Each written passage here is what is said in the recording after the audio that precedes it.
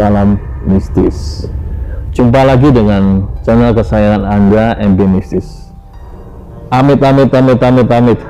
Mungkin banyak kalimat yang diucapkan oleh berbagai orang ketika saya mengatakan, apakah Anda ingin melihat hantu? Ya, tentu orang-orang tidak ingin melihat hantu. Kalimat amit itu menandakan bahwa tidak satu orang pun yang ingin melihat hantu.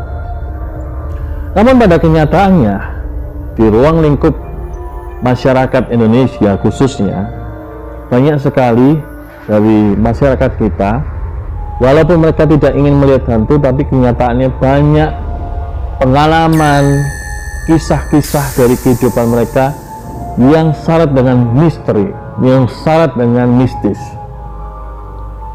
Nah, bagaimana dengan Anda? Nah, 3 hari yang lalu saya berkunjung ke sebuah rumah sahabat saya, dan di sana ternyata ada banyak sekali tamu. Salah satu tamu itu bernama, sebut saja Mas Rahmat. Mas Rahmat ini salah satu tamu yang unik karena dia seorang kolektor benda-benda antik, benda-benda kuno. Oh ya, sebelum saya melanjutkan kisah ini, untuk Anda semua jangan lupa untuk menekan tombol like, share, subscribe, dan juga tekan loncengnya agar Anda selalu mengikuti video-video kami yang terbaru. Nah, kembali lagi kepada Mas Rahmat tadi. Mas Rahmat ini seorang kolektor benda unik, benda-benda antik ya. Kemudian kita mengadakan perbincangan di sana, dan akhirnya dia menghibahkan salah satu buku uniknya, yaitu buku Japa Mantra mengenai hubungan suami istri. Nah, dari kisah pertemuan saya dengan Mas Rahmat ini, ada sebuah kisah menarik yang akan saya ceritakan di sini. Kisah misteri. Nah, buat Anda yang masih penasaran, silakan ikuti cerita kami supaya Anda bisa memetik hikmah, bisa memetik pelajaran dari kisah ini. Sekali lagi, satu hal, jargon kita, melihat yang tak terlihat, merasakan yang tak bisa dirasakan. Salam mistis.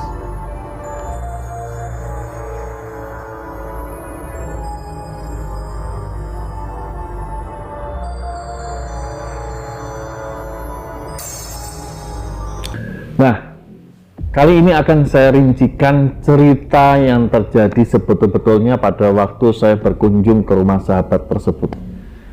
Dan pada waktu itu saya sudah berbincang-bincang dengan seseorang yang bernama Mas Rahmat.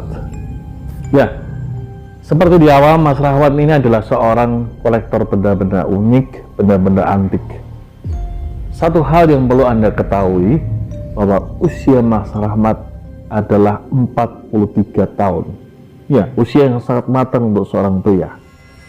Dia memiliki pekerjaan, wirausahawan yang sangat sukses, pedagang benda-benda antik juga. Namun satu hal lagi, yang ada satu kurang dari kehidupan dia, yaitu di usia 43 tahun dia belum menikah. Ya, belum menikah loh. 43 tahun. Seorang pria dalam perawakan gagah, wajah tampan, kulit putih, tapi belum menikah. Pasti ada yang salah. Pasti ada yang keliru dengan hidupnya. Saya berbincang-bincang. Saya ingin tahu latar belakang beliau. Dan ternyata memang beliau adalah seorang putra dari seseorang yang juga suka dengan benda-benda antik. Nah, Mas Rahmat ini saya analisa, ternyata beliau adalah orang yang normal, masih memiliki nafsu, masih ketertarikan dengan seorang wanita. Jadi ada hal yang aneh sampai hari ini Mas Rahmat belum menikah. Kemudian saya telusuri dari pembicaraan saya dengan Mas Rahmat ini semakin menarik, kian lama kian menarik. Kemudian tiba-tiba saya ingin permisi ke toilet sahabat saya. Saya permisi ke toilet sahabat saya, dan tiba-tiba ketika saya ada di toilet sahabat saya, muncul suara. Ada orang yang mengetuk pintu toilet tersebut. 3 kali ketukan itu. Tok, tok, tok. Sangat jelas. Sampai terasa terheran-heran, saya merasa otak logika saya mengatakan tidak mungkin ada seseorang yang mengetok pintu saya. Nggak mungkin sahabat saya mengetok pintu toilet tersebut. Sambil buang air kecil, saya berpikir, siapa ini yang mengetok pintu saya? Setelah saya selesai buang air kecil, bergegas mau keluar ke pintu, tiba-tiba muncul suara. Suara tersebut tidak terlalu jelas terdengar oleh telinga saya, tapi suara itu seperti mendesis, seperti ular. Ya, saya masih bingung pada waktu itu. Suara apa itu? Nah, pada waktu itu saya acukan suara tersebut, kemudian saya bergegas kembali ke ruang tamu untuk bertemu dengan Mas Rahmat. Nah, ketika saya bertemu dengan Mas Rahmat, cerita akan semakin serius di situ. Mas Rahmat ternyata, walaupun dia seorang kolektor benda antik, dia tidak pernah tertarik untuk belajar ilmu kanuragan, belajar ilmu gaib dan sebagainya macam. Namun ada satu buku yang sebetulnya sudah dikasihkan ke saya. Itu buku replikanya, bukan buku aslinya, itu replika. Buku yang buku kuno, kemudian dia fotokopi, direplika, dikasihkan ke saya. Katanya gara-gara dia menggunakan japa mantra buku ini, dia merasakan sesuatu keanehan. Keanehan tersebut adalah setiap kali dia mendekati seorang wanita, selalu saja berujung kepada perpisahan. Setiap kali dia dekat dengan seseorang wanita, ya, selalu akhirnya tidak lama langsung putus. Padahal buku tersebut isinya hanya sebuah japa mantra hubungan suami istri. Ya tentunya mungkin japa mantra itu bertujuan supaya sang pengguna ilmu japa mantra itu agar kuat hubungan seks pada pasangannya. Nah, tapi aneh, sejak dia menggunakan ilmu tersebut, japa mantra itu, sejak dia mengucapkan sekali, 2 kali, 3 kali, selanjutnya apapun, siapapun yang dekat dengan dia, wanita, atau dia berusaha mendekati dengan siapapun wanita yang dia sukai, itu selalu berujung putus secara cepat. Dari situ saya mulai curiga. Kemudian pembicaraan berlanjut. Mendadak, entah bagaimana, ya, ini jujur apa adanya, entah mendadak bagaimana, tiba-tiba ada semacam bayangan yang nampak jelas di belakang Mas Rahmat. Dan jujur pada waktu itu saya tidak bisa melihat secara jelas sosoknya seperti apa. Yang saya lihat hanya sebuah bayangan.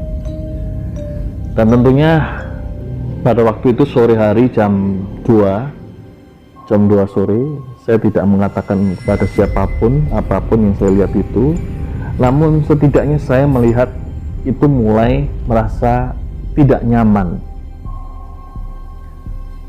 Mas Rahmat pada waktu itu terus menceritakan kisah hidupnya, perjalanan hidupnya mulai dari awal dia tidak sukses, kemudian dia meniti karir sebagai pedagang, apapun yang bisa dia dagangkan, menghasilkan uang dari situ, sampai makin lama dia menjadi orang yang sukses, hingga akhirnya kedua orang tuanya meninggal dan dia tetap sendiri di usia 43 tahun.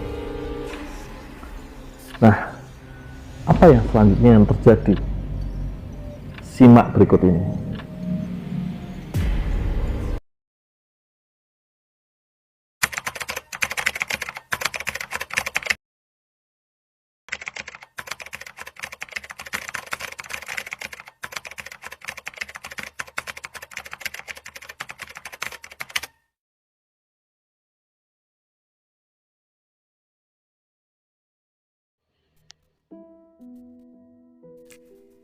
Sosok itulah yang di belakang Mas Rahmat yang hendak kami gambar sekarang.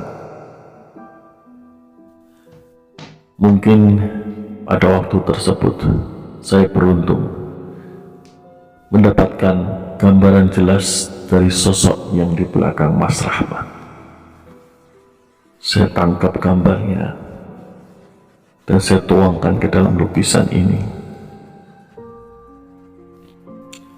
Sosok tersebut adalah seorang wanita yang cantik, tetapi ada sesuatu hal yang aneh di dalam dirinya. Iya, sosok ini semua tubuhnya dipenuhi sisik. Meskipun cantik, sisik tersebut bagaikan seperti ular.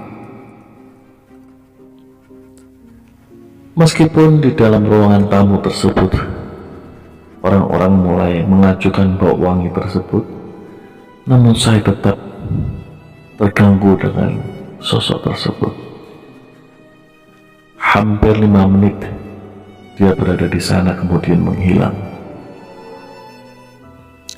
Oleh karena itu saya masih bisa menangkap gambarnya.